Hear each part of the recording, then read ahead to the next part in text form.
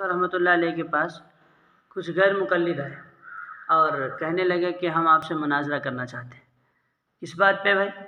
तो इमाम के क़िरात पर, कि इमाम अगर क़िरात करे तो मुक़्तदियों की तरफ से भी क़िरात हो जाती है, ये कैसे कहते हैं, आपने क्यों फ़तवा दिया? इस सिलसिले में हम आपसे मुनाज़रा करना चाहते हैं। तो इमाम साहब बोले ठीक है। तो जो है ना, गैर मुक़ल्लिद आए थे कुछ 15-20 बंदे से, एकदम हट्टे कट्टे, एकदम अच्छे से। ऐसा लग रहा था कि इल्मी मुनाज़रा नहीं बल्कि शायद कोई और ही इरादे से आए। तो खैर बहरहाल इमाम साहब कहे कि देखो भाई, आप लोग आए हो 10-15 बंदे, अब मैं अकेला तन्हा मैं आप लोग से भला कैसे सबसे जीत पाऊँगा? एक काम करो, ऐसा करो कि आप अपने पूरे ग्रुप में से एक बंदा का इंतखाब कर लो, किसी को अमीर बना लो कि वो बात करेगा तो पूरी जमात की तरफ से बात हो जाएगी।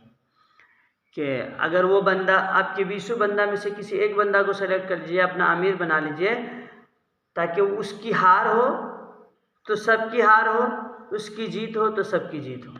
तो उन्होंने मशवरा कर लिया और कहा देखो, हमारे तरफ से ये बंदा बात करेगा, ये हमारा अमीर है और हमारा वकील है, अगर इसकी हार हुई तो हमारी हार, इसकी जीत हुई तो हमारी जीत।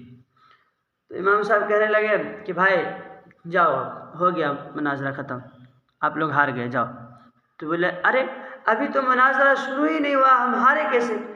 तो बोले देखो, जब तुम 20 बंदे मिल करके इसको अपना अमीर बनाते हो तो इसके हार और इसकी जीत से तुम्हारा हार और तुम्हारा जीत हो जाता है, और जब हम इमाम को अपना इमाम बनाए तो इमाम की क़िरात करने से हमारा क़िरात नहीं होगा। बस इमाम साहब को अल्लाह ने इतनी ज़हानत दी थी, इतनी इल्म, इतनी सलाहियत, इतनी अक़ल दी थी अल्लाह ताला ने कि वो घंटों का मसला को मिनटों में हल कर देते थे और मुनाज़रा शुरू होने से पहले उसको ख़त्म कर दिया। माशाअल्लाह।